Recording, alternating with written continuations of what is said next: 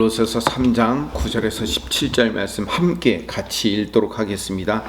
너희가 서로 거짓말을 하지 말라. 옛 사람과 그 행위를 벗어버리고 새 사람을 입었으니 이는 자기를 창조하신 이의 형상을 따라 지식에까지 새롭게 하심을 입은 자니라.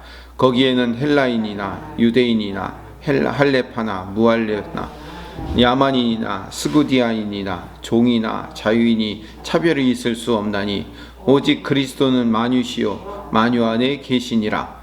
그러므로 너희는 하나님이 택하사 거룩하고 사랑받는 자처럼 긍휼과 자비와 겸손과 온유와 오래 참음을 옷 입고 누가 누구에게 불만이 있거든 서로 용납하여 피차 용서하되 주께서 너희를 용서하신 것 같이 너희도 그리하고 이 모든 것 위에 사랑을 더하라. 이는 온전하게 매는 띠니라. 그리스도의 평강이 너희 마음을 주장하게 하라.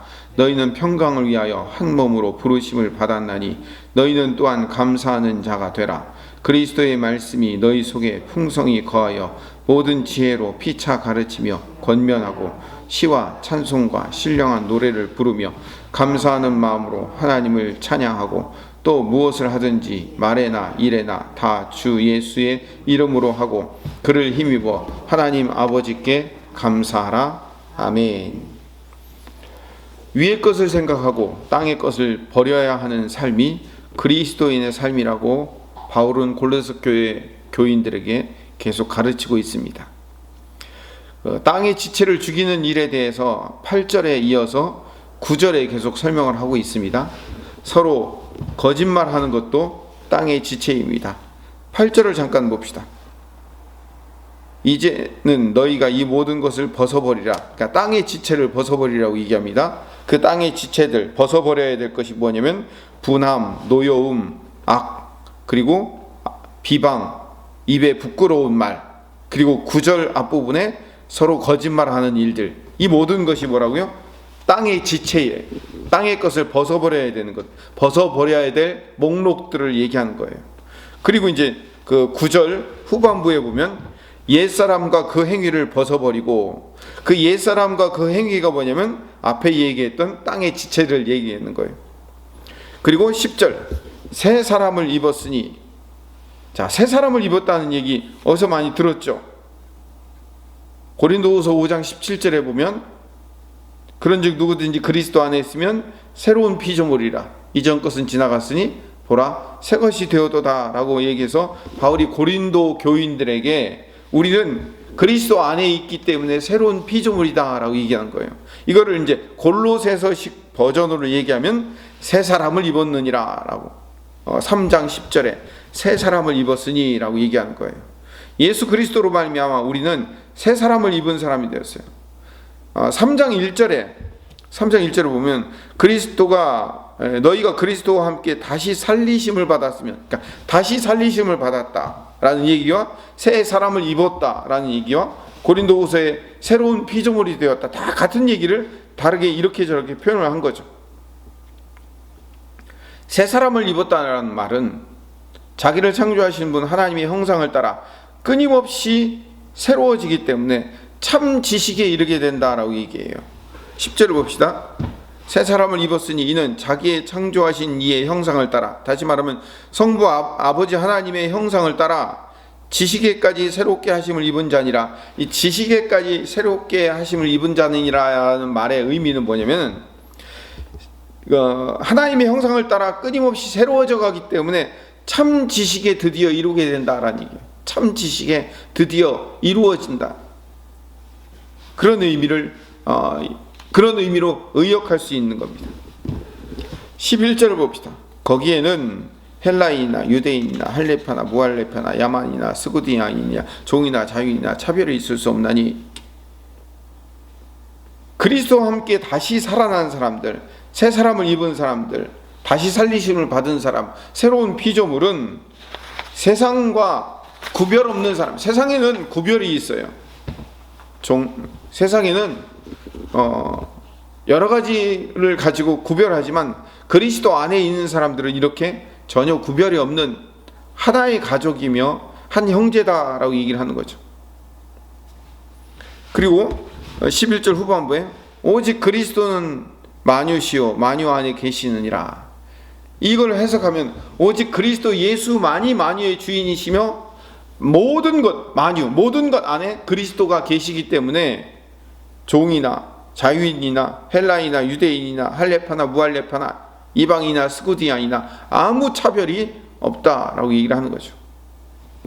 12절에 그러므로 새롭게 창조된 피조물들인 새 사람들은 하나님이 택하여 거룩하고 사랑받은 자로 세워졌기 때문에 그 새로운 피조물인 새 사람들은 긍휼과 자비와 겸손과 온유와 오래 참음이라는 옷을 입어야 되는 거예요.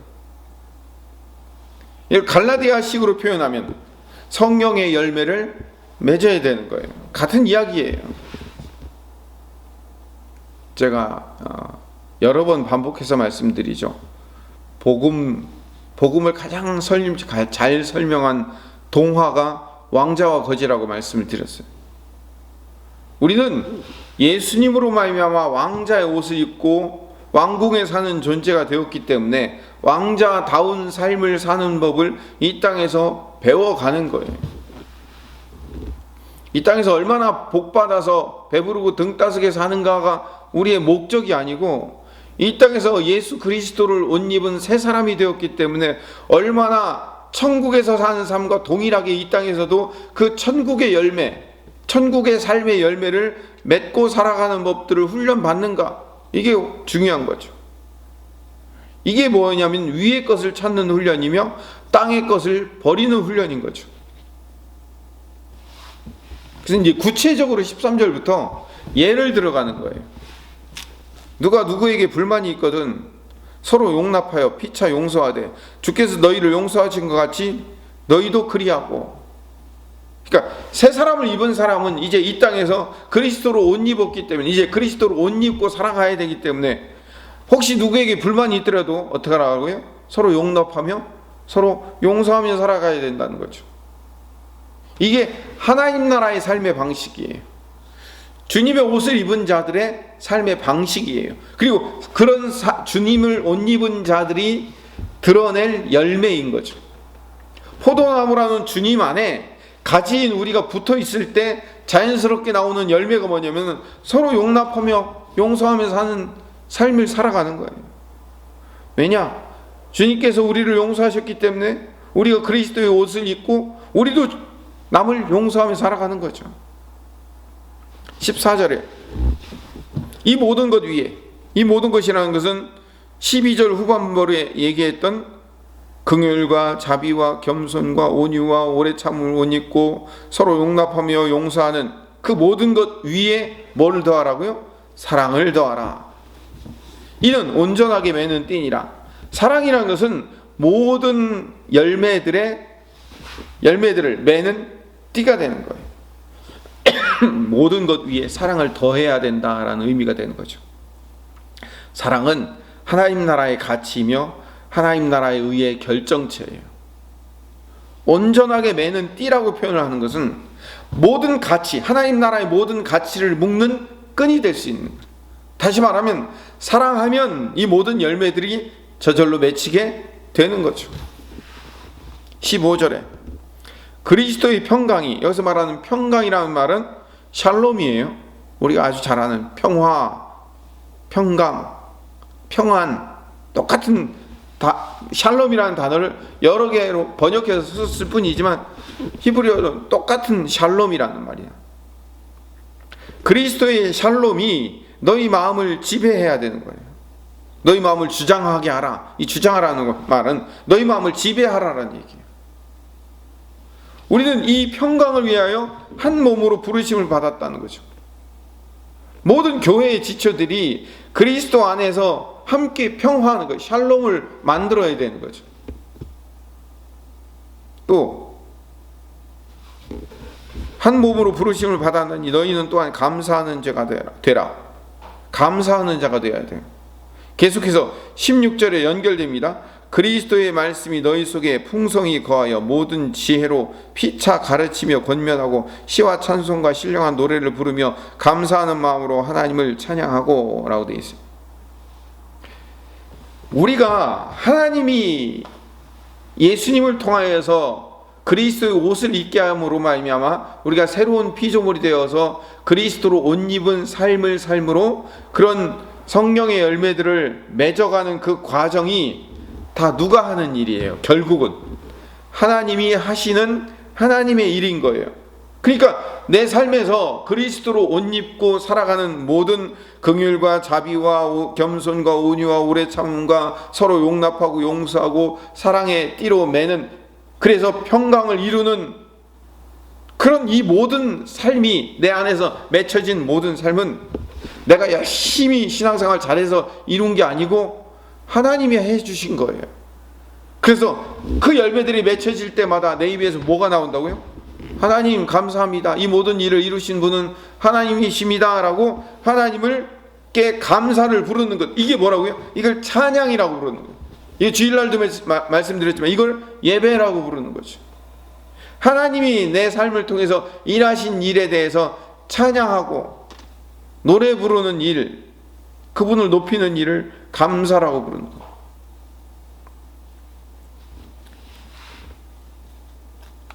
17절에 무엇을 하든지 말에나 일에나 다 주 예수의 이름으로 하고 그를 힘입어 하나님 아버지께 감사하라. 뭘 하든지 주님의 이름으로 해라. 주님의 이름으로 하라 라는 의미는 그리스도로 옷 입었기 때문에 하나님의 일하심으로 하라는 거예요. 하나님의 일하심.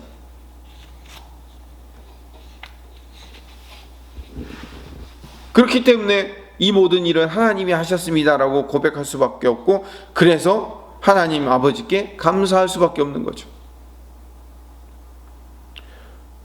오늘 말씀을 정리합시다. 우리는 위의 것을 찾는 자들이에요. 땅의 지체들을 버려야 되는 거죠. 세상의 가치를 버리고 그리스도로 옷 입고 예수 그리스도께서 우리에게 주시는 것들을 받아서 우리 몸에 체득하는 과정을 겪는 훈련들을 하다 보면 우리 삶에 자연스럽게 하나님 나라의 가치의 열매들을 맺을 수 있게 되는 겁니다. 그리고 그 열매를 맺고 난 다음에 그것이 내 힘으로 내 방법으로 이룬 것이 아니고 하나님이 해주셨다는 사실을 감사하며 찬양할 수밖에 없는 거예요. 그게 성도의 삶인 거죠. 그러니까 어제 그저께도 말씀드렸지만요, 우리가 추구해야 될 가장 중요한 최고의 목표점이 어디를 향해서 달려가게 되냐면 예수 그리스도를 닮아가는 삶을 사는 거예요. 예수님이 맺으신 그 열매들을 우리도 동일하게 하나씩 맺어가는 삶을 사는 거예요. 그 훈련들을 하는 거예요. 우리의 신앙이 율법주의와 신비주의로 빠지면 안 돼요. 지금 골로새서에서 계속 반복해서 이야기하는 게 뭐예요? 세상의 초등학문과 사람의 전통과 세상의 초등학문을 버리라고 얘기하는 거죠. 자꾸 그것을 강조하는 거죠. 그러니까 율법주의와 신비주의에서 벗어나라고 자꾸 이야기하는 거예요. 율법주의와 신비주의에서 벗어나서 우리가 온전하게 예수 그리스도를 닮아가는 삶을 산다는 것은 결국 우리 삶 가운데 성령의 열매가 맺혀지는 삶을 살아가는 것이 우리의 삶의 최종 목표점이라는 사실을 우리가 깨닫는 겁니다. 우리는 예수 그리스도의 옷을 입었기 때문에 옷 입은 자답게 기쁨으로 훈련받는 성도의 삶을 사시는 오늘 하루 되시기를 또 간절히 소망합니다.